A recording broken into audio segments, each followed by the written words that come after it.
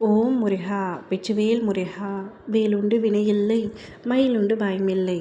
என் அன்பு தங்கமே, உன்னுடைய துணை உன்னை காயப்படுத்தி சென்று விட்டது, உன்னை வேண்டாம் என்று சொல்லி தூக்கி எறிந்து சென்று விட்டது என்று உன்னுடைய புத்தி தீர்க்கமாக சொன்னாலும் உன்னுடைய மனம் அதை ஏற்க மறுக்கின்றது.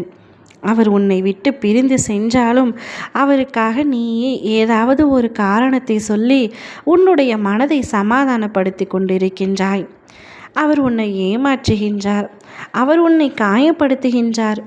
இவை அனைத்தும் உனக்கு புரிந்தும் ஆனாலும் உன்னுடைய மனம் அவருக்காக ஏதாவது ஒரு சமாதானத்தை சொல்லி கொண்டிருக்கின்றது.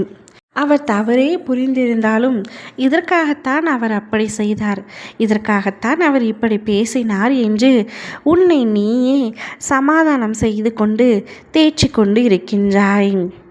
அவர் பக்கம் நியாயம் உள்ளது போல் நீயே உணர்ந்து கொள்கின்றாய். அவர் உன்னை விட்டு பிரிந்து சென்று விட்டார், சுயநலமாக உன்னை காயப்படுத்தி விட்டார். பின்பு ஏன் அவரை நினைத்து இன்னும் முருகி கொண்டிருக்கின்றாய் தங்கமே? உனக்காக அற்புதமான வாழ்க்கை ஒன்று காத்து கொண்டிருக்கின்றது.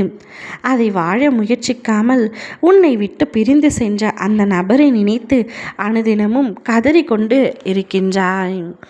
உதட்டளவில் புன்னகைத்தாலும் மனதளவில் வருத்தம் கொண்டிருக்கின்றாய்.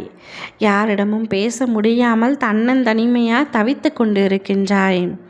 உன்னை விட்டு சுயநலமாக பிரிந்து சென்ற உறவுகளை நினைத்து இன்னமும் உன் வாழ்க்கையை தொலைத்து கொண்டிருக்கின்றாய்.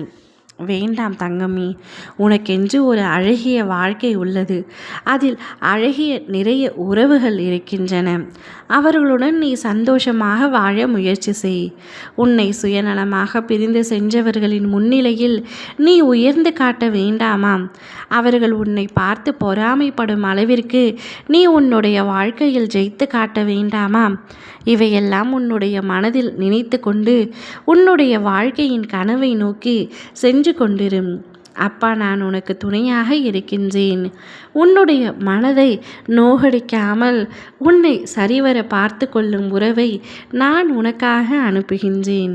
அதுவரை சற்று பொறுமையாக காத்திரும். உன்னுடன் நான் இருக்கின்றேன், எப்பொழுதும் இருப்பேன்.